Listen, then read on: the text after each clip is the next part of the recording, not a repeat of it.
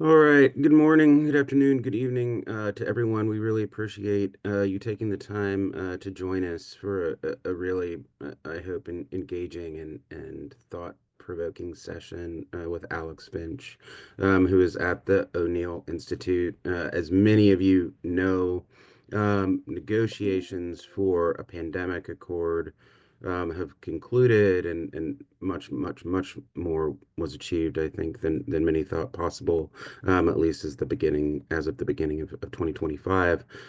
Alex has been quite close to the negotiations.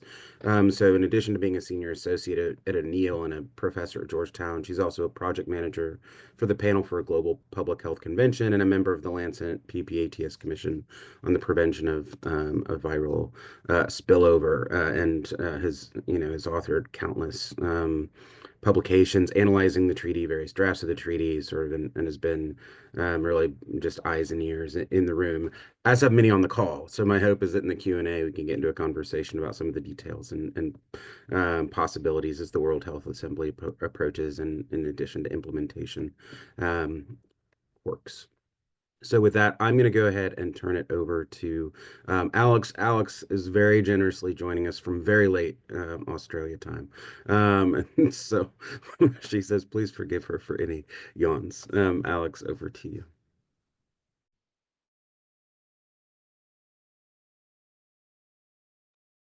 Thanks so much, Sam, for that very generous introduction. And hello, everyone who's able to join on the call. Yeah, like Sam mentioned, I do apologize in advance if there are any yawns. I'm doing my best to fight the jet lag, but I'm only human at the same time. So I might just kick this off. Okay, so I'm sure you're all aware, as Sam alluded to at the beginning, that we now have a final concluded draft of a pandemic agreement at about 2 a.m. last week on Wednesday. After about 3 years of very intense negotiations, states had agreed to a draft pandemic agreement, and I've titled this presentation for today "A Triumph of Multilateralism," mainly just because the fact that states overcame some pretty significant differences in their positions in quite politically challenging climate. And so here I've just included some images from the day on the left, some when I was lucky enough to be in the room in Geneva, and on the right, those beautiful snaps that made the New York Times when the final draft agreement was agreed to. So this agreement, what it does, it sets out a package of obligations to prevent, prepare for, and respond to pandemics.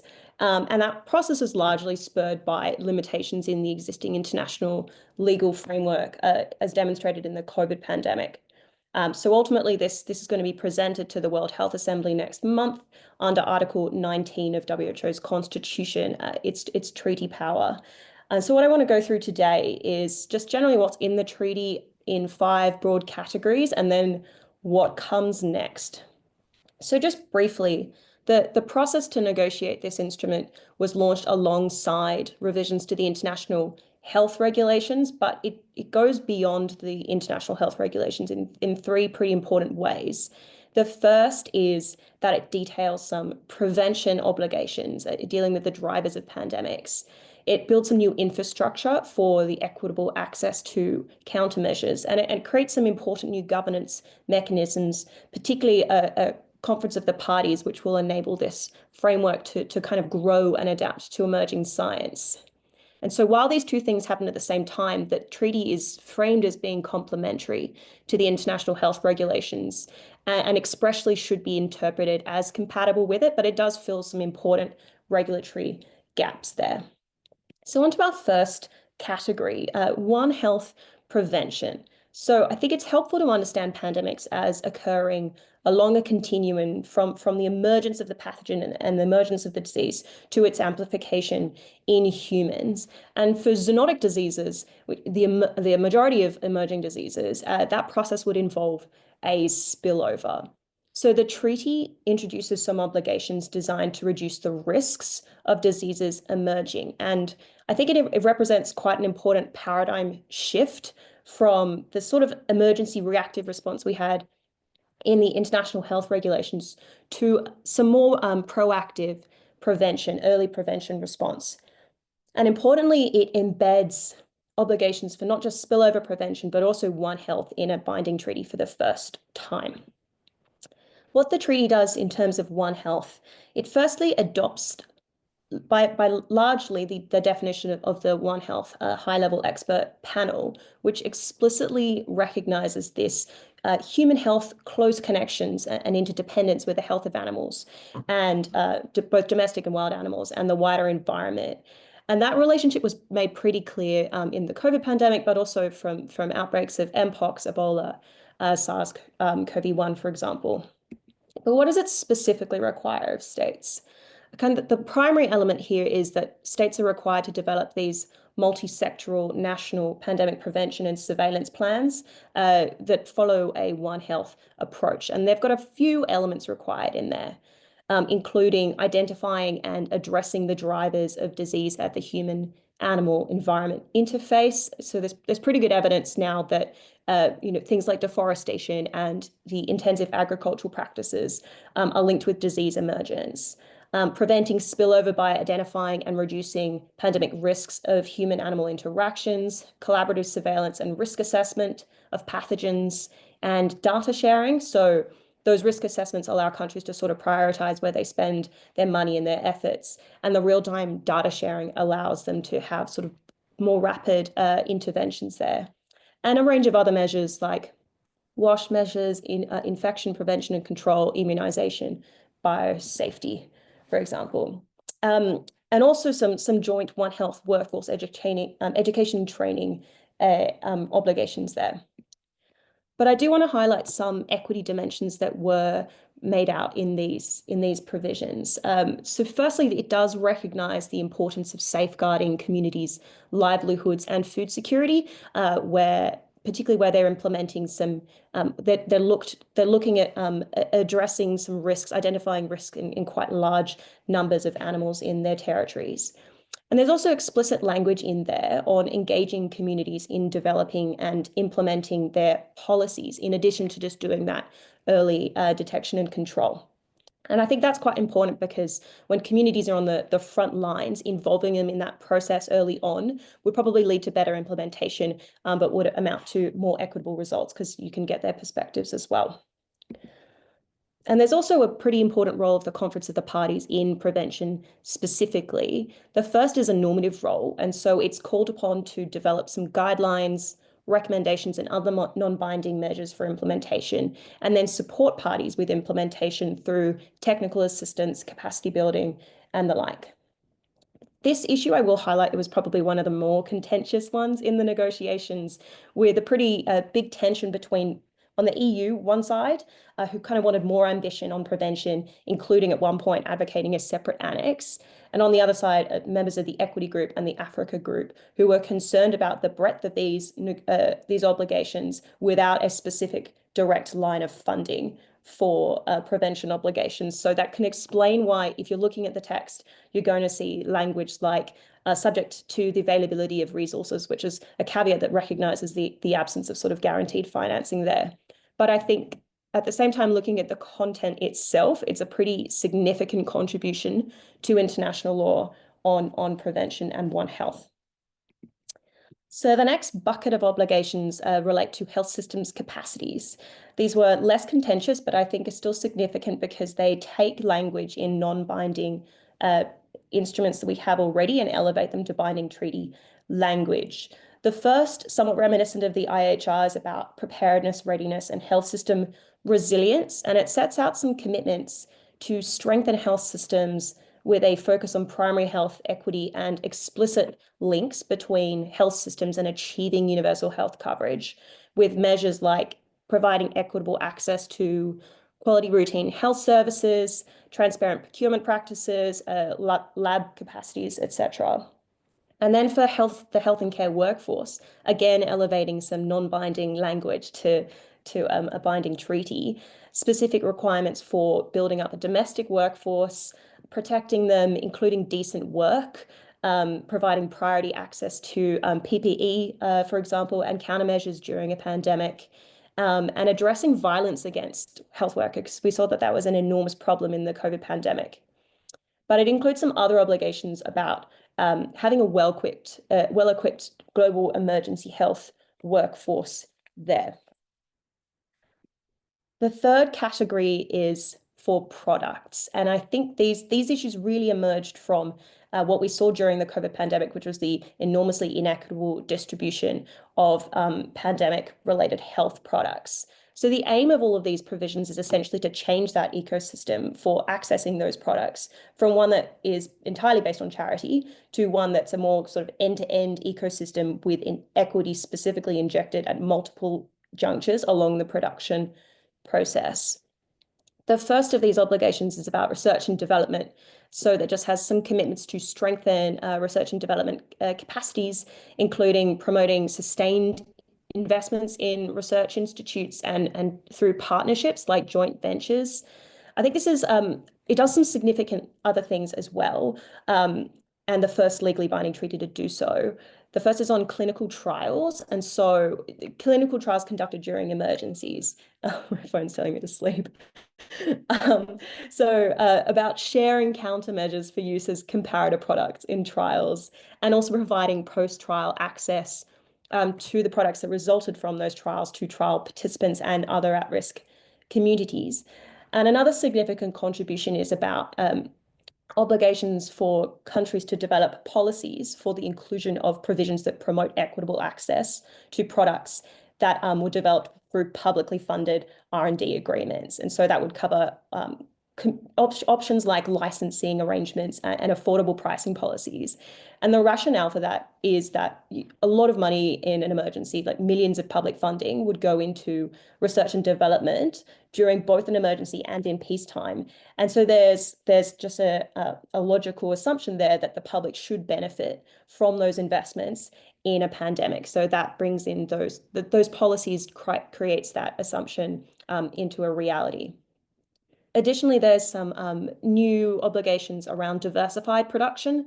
So that's just to geographically distribute product manufacturing capacities through incentivizing investments and partnerships with regional facilities and contracting with manufacturers to scale up their production during pandemics. So the aim of these measures is really just to build the infrastructure during peacetime so that their production capacities are there when a pandemic emerges, so it avoids that sort of concentration mainly in high-income countries in a pandemic.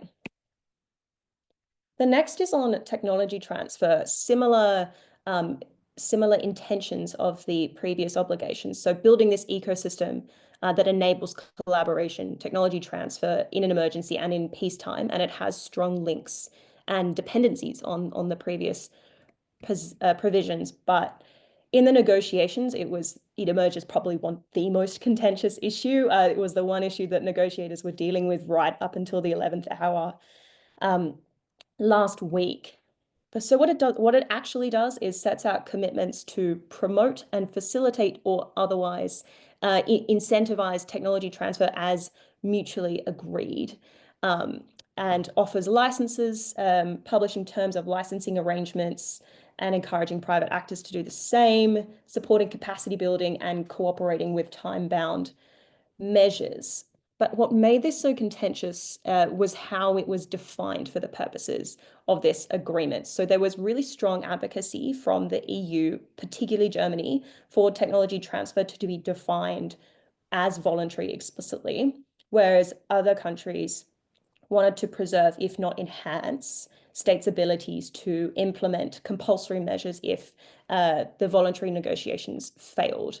And as a result of this tension, just so many different formulations of this definition were discussed. And the one here, the footnote I've included here, is what they landed on as the compromise position, which defines as mutually agreed, as willingly undertaken and on mutually agreed terms without prejudice to the rights and obligations that parties could have under other agreements. So that would preserve the use of TRIPS flexibilities, for example, and some space for policy measures, other policy measures.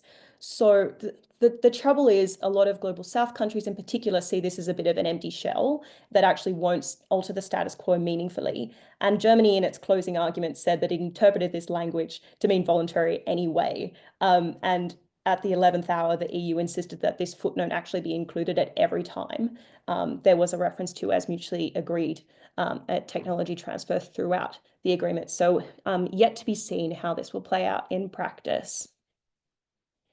Similarly contentious, probably the agreement's crowning jewel was the PABS system, pathogen access and benefit sharing. So what the treaty does is it establishes a WHO coordinating PABS system that would have rapid sharing of PABS material and sequence information on equal footing with the equitable sharing of monetary and non-monetary benefits arising from their use, which recognizes states' sovereign rights over their genetic resources. So these two pillars are out to solve two problems of, providing a lot of pathogen information and equitable sharing of the products that flow from their use. So it's framed as an equity mechanism, but I think if it's implemented well, it also underpins a lot of the other obligations here about, surveillance, detection, assessment of pathogens. So the more contentious aspects of the negotiations was how benefit sharing is outlined. Specifically, the concrete set aside percentages of products that would be made to countries, allocated to countries in the event of a pandemic. So the language that resulted was that each participating manufacturer would provide access targeting 20% of their real-time production for WHO to distribute based on public health need. And that commitment's made in a legally binding contract with WHO. Of that 20%, a minimum of 10 would be a donation, and the remaining percentage recognizing some flexibility based on the manufacturer's capacities reserved at affordable prices. So there was a lot of debate on the actual percentage figure. So the initially global north countries with production capacities really balked at the 20% figure, whereas many countries in the global south saw that as a very important, if inadequate, number. So the text now actually has some flexibility to placate assuage the concerns of some smaller manufacturers. But the take home is still that there is this concrete percentage of real-time production reserved for WHO at no cost. It also outlines some just other benefit sharing options available, like capacity building, R&D cooperation, and also some options for countermeasures to respond to public health risks and events. So these are events that are not yet classified as pandemic emergencies. So a lot of advocates and countries in the global south in particular had wanted a specific percentage of allocations for that scenario as well, but that's just not what was agreed ultimately. Now, this isn't finalized. There's more, this text is finalized, but it's not complete because additional details need to be negotiated in the annex. And that would include measures on traceability and complementarity with a PIP framework. And the process for negotiating this instrument is going to be outlined in the adopting resolution. And it's really important that this is finalized because the agreement will only open for signature after the adoption of this annex. So essentially, the success of the entire treaty is tied to the success of countries negotiating the PABS annex. It's seen as an integral part of this agreement. So if they fail, then the whole thing falls over. So there's a lot of pressure there. Moving along to some supply chain logistics and distribution and regulatory issues.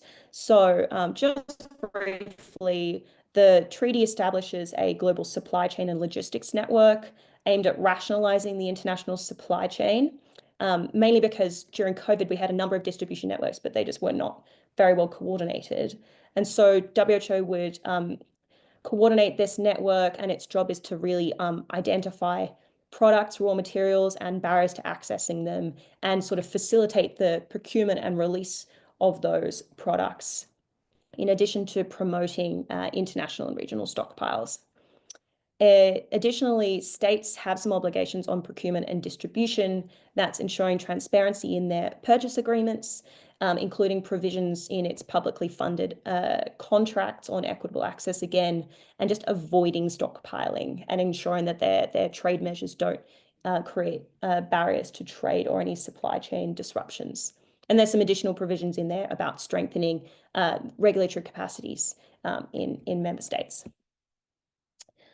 The fourth category I'll just go through really quickly is about some societal approaches. The first is that countries should take a whole of government and whole of society approach to pandemic preparedness and response, including establishing some multi-sectoral coordinating mechanisms and national pandemic prevention preparedness and response plans, but there's some meaningful language in there about engagement of Indigenous communities, local communities in decision making, and also measures to mitigate the socioeconomic impacts of pandemics, which I think is quite significant, and I think that language is quite promising.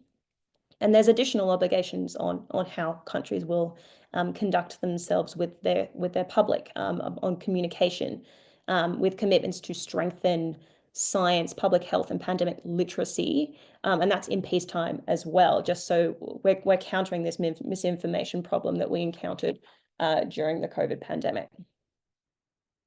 And the final bucket I'll talk about is cooperation, financing, and governance. So it has a general obligation on cooperation, quite similar to the IHR, to sustainably strengthen capacities for pandemic prevention, preparedness, and response, and particularly for developing countries. And that includes all things from technology transfer to technical expertise and loosely financial assistance.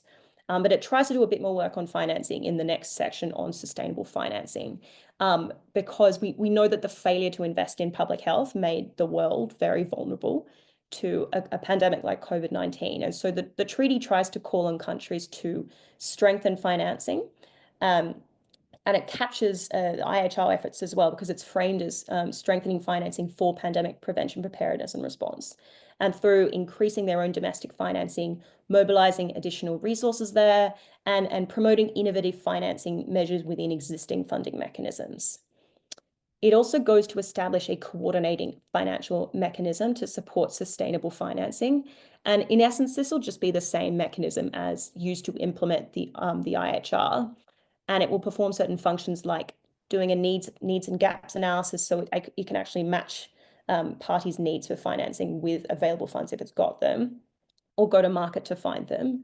Harmonizing financing between the two instruments, identifying additional sources of funding, supporting countries if they want to apply for funding, and leveraging voluntary contributions for other organizations for pandemic prevention, preparedness, and response. So probably the pandemic fund there.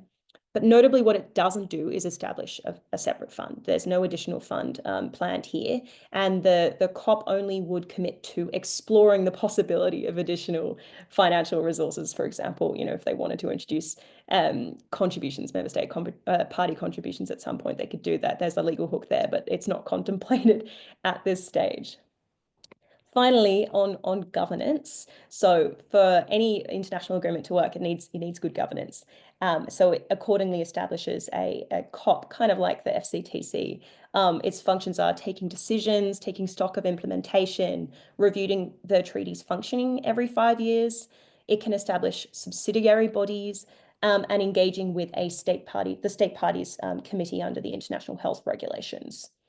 Importantly, it also establishes an implementation mechanism to make non-binding recommendations and report to the COP. And like the IHR committee, it's expressly non-adversarial and non-punitive. So there's no additional compliance mechanism, there's no enforcement mechanism, but this is just it's framed as being facilitating implementation, and that is it. So parties will periodically report to the COP, and importantly, those reports will be published by WHO. So there's an element of transparency there that we're quite pleased with. So what do we think about it? So in terms of next steps, we're looking at member states are going to be presenting this to the World Health Assembly in May, and once adopted, it will become a legally binding document, but we're not there yet, because countries will still need to negotiate the PABS instrument, and that's a real priority because it's a package together with the treaty.